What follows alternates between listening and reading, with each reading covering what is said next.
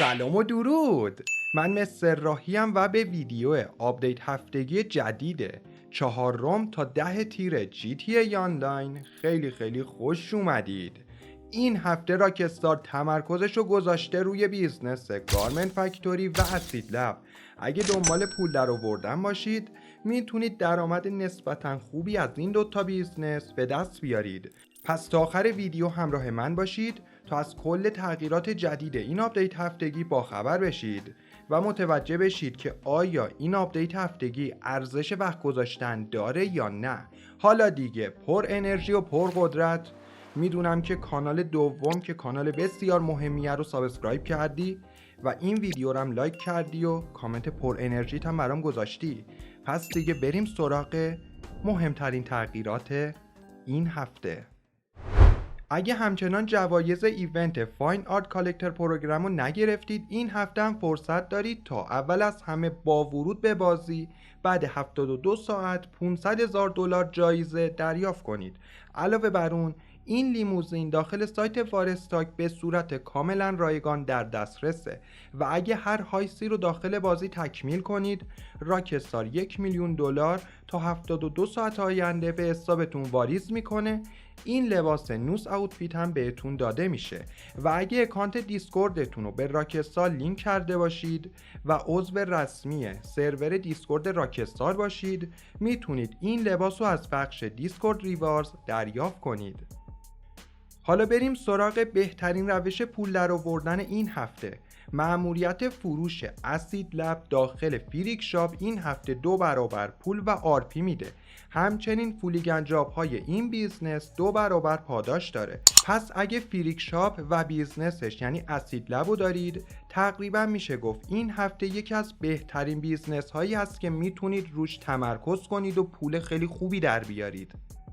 و خبر خوب برای کسایی که هنوز بیزنس اسید لب و داخل فریک شاپ فعال نکردن، شما الان میتونید بیریکید رو با 40% تخفیف داخل بازی بخرید و شما با رفتن مراحل و خرید بیریکید میتونید این بیزنس رو کاملا رایگان شروع کنید. یکی دیگه از مهمترین تغییرات این آپدیت هفتگی مربوط میشه به گارمنت فکتوری.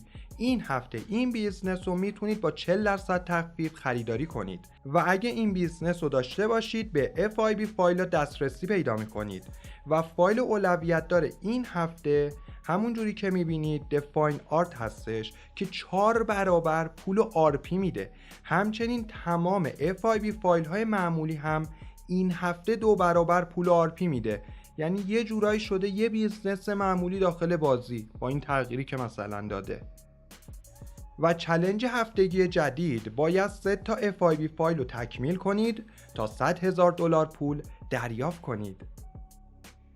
مودهای اسپشال ویکل ریس و کامیونیتی کامبت سریز هم این هفته 2 برابر پول و آرپی پرداخت میکنن. فرصت خوبیه که اگه میخواید لول اپ قانونی بشید برید سراغ این دوتا مودی که الان دارن پول و آرپی خوبی هم میدن. حالا بریم سراغ تخفیفات این هفته GTA آنلاین. همون جوری که گفتم بیریکید و بیزنس گارمنت فکتوری با 40% تخفیف قابل خریداریه و در دسترسه و این وسایلی که الان دارید میبینید با 30% تخفیف قابل خریداریه. شما یا میتونید از سایت های بازی این وسایلی که تخفیف خوردن رو بخرید، بعضیاش هم داخل نمایشگاه توشکنی سیمیون و الاسکارمیته میتونید برید اونجا سر بزنید، هر ماشینی که تخفیف خورده و دوست دارید رو برید بخرید. و در گانون چوب بیسبال کاملا رایگان در دسترسه و بتل رایفل با 50% تخفیف قابل خریداریه و اعضای محترم جیت پلاس میتونن استانگان رو با 30% تخفیف تهیه کنن و برای پیدا کردن لوکیشن روزانه گانون یه لینک بخش دیسکریپشن میذارم، حتما یه سری بهش بزنید. حالا بریم سراغ ماشین های رایگانی که این هفته میتونید کاملا رایگان به دست بیارید. اول بریم سراغ کازینو. شما با چرخوندن گردونه کازینو و شانس بسیار عالی میتونید این ماشین $1,510,000 رو کاملا رایگان دریافت کنید فقط کافیه برای اینکه تحریم کازینو رو دور بزنید پلیلیست کازینو رو برید ببینید و در الس کار مید اگه 4 روز پشت سر هم در بین 5 نفر برتر مسابقات الس کار مید سریز ریس قرار بگیرید، این ماشین 1,729,000 دلاری رو کاملا رایگان میتونید دریافت کنید.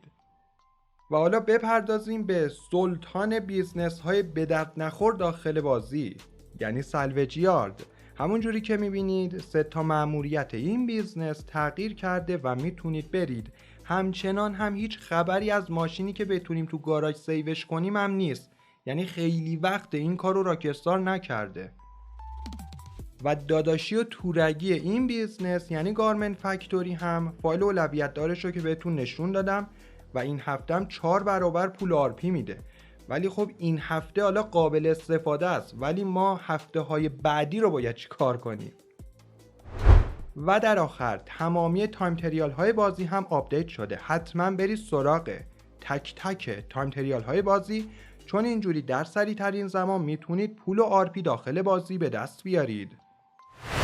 خب دوستان، این بود از تمام تغییرات این آپدیت هفتگی 4 تا 11 تیر جی تی ای آنلاین. به نظر من این آپدیت هفتگی هم مثل هفته قبل متوسطه، ولی این دفعه متوسط رو به خوبه.